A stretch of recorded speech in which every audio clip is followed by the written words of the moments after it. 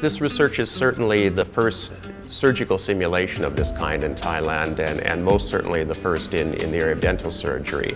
And certainly worldwide, we are the leading group in this area of applying AI techniques in virtual environments for surgery.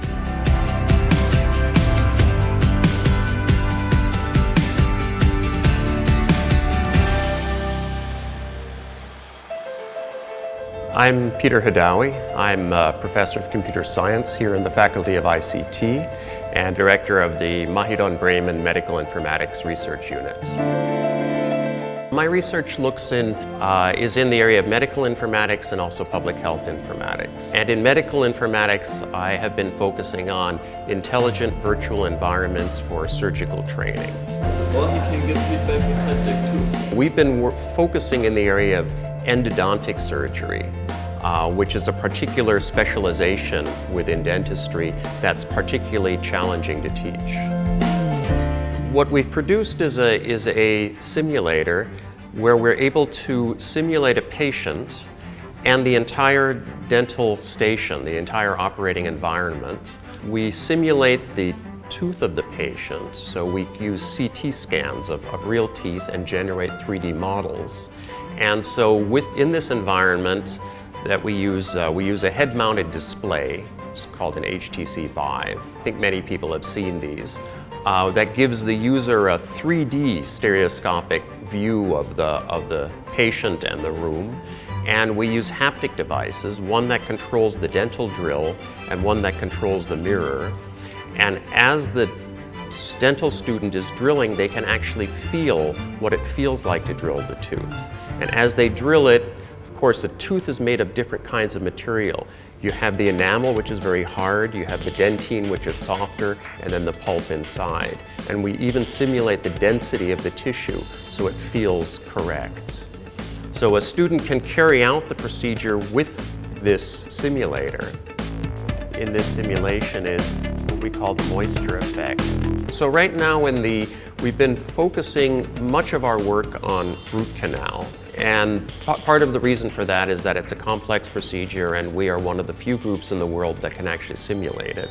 And the other thing we've been working on is caries, so tooth decay, so removing the decay.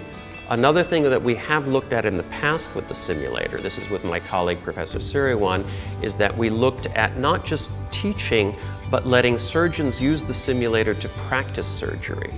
So the interesting thing is that we can scan a patient and create a 3D model of that patient and load that in the simulator. So a surgeon can virtually practice the surgery before they do the real thing. And what we were able to show is that if they virtually practice, the outcome is better than if they just went in and did it normally. So our Faculty of Dentistry has a very sophisticated simulation lab. The simulators they use, which are commercially produced, are physical simulators. They practice on plastic teeth. Less expensive plastic teeth do not have internal anatomy. Okay? They're just a solid chunk of plastic. So you can practice caries removal just fine. But if you want to practice something like endodontic surgery, you need a more expensive plastic tooth that has the internal anatomy inside it. And every time you use one, then you have to throw it away. With the virtual reality simulator, we don't waste anything like that. The other benefit with the VR simulator is one that we can perform a more detailed analysis of the procedure. We can rewind the simulator. So imagine this, a student is carrying out a procedure and they made a mistake. And now we want to let them practice just the part where they made the mistake. So what you want to do is let them go back in time and try it. We can do that. We can go back in time. With a physical simulator, you can't. Once you drilled the tooth, it's drilled. You can't undrill it, but we can undrill the teeth we have.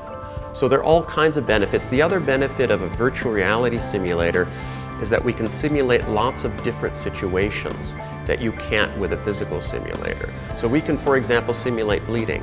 If the student perforates the tooth, the floor of the tooth, we can simulate that it bleeds. With the plastic teeth, you can't do that. So the potential impact is enormous.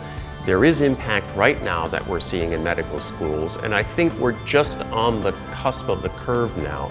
In the next, let's say, 5 years, you're going to see tremendous deployment of systems like this.